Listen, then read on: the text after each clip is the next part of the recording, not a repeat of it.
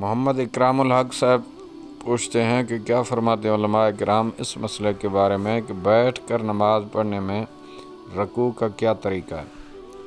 بسم اللہ الرحمن الرحیم۔ الجواب بعون الملک الوہاب، اللہم ہدایت الحق والصواب۔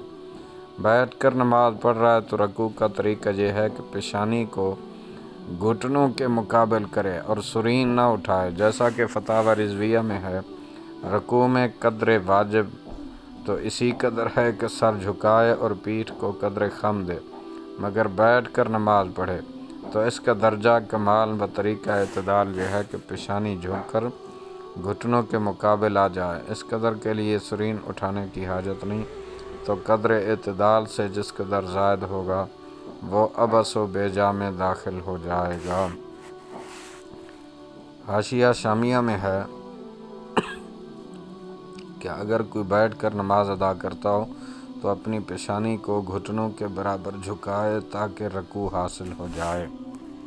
واللہ اعلم عز وجل ورسولہ عالم، صلی اللہ علیہ وآلہ وسلم۔